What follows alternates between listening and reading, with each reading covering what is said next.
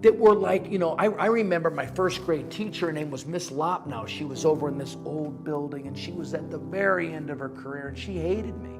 She a couple times slapped the shit out of me for not paying any attention. It was just insane.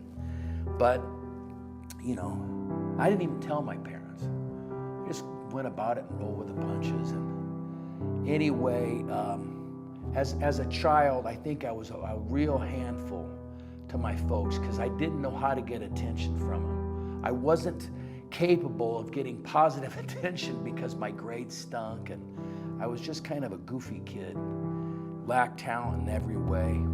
In the 4th grade, and I had this old German teacher named Miss Schonlaw, and I mean, she was mean. God, she was mean.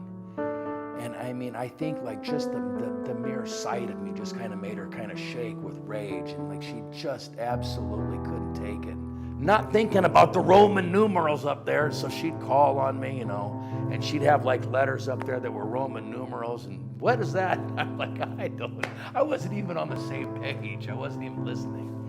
And so ultimately, me and another kid, we weren't trying to be bad, but in that environment, you got to sit down and shut up. What were 2 things that I absolutely positively couldn't do when I was in the 4th grade?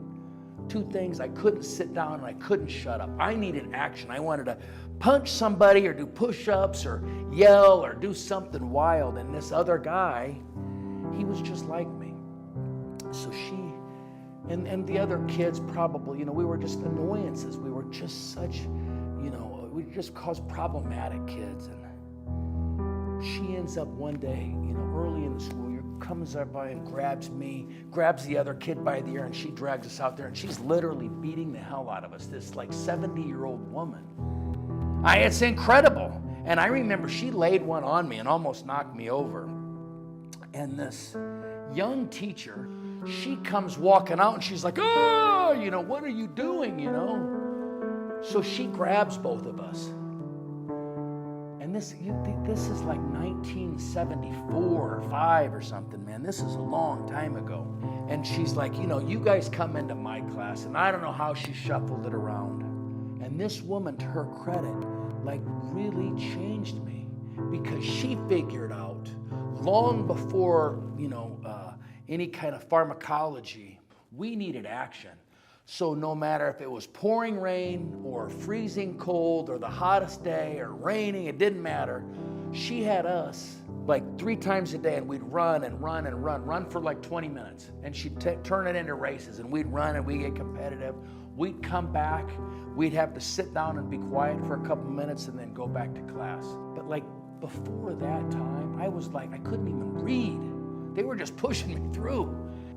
Once I got that energy, that release, and I was doing that probably once every hour or so, hour and a half, I completely transformed emotionally. And I still wasn't a good student, but pretty soon I could read and I could write and I could, understand things. So that was a real transformative relationship and changed me. So you want to talk about a teacher that changed some kids' lives? That's her. Her name's Pam Epstein, and I've written her a couple letters thanking her.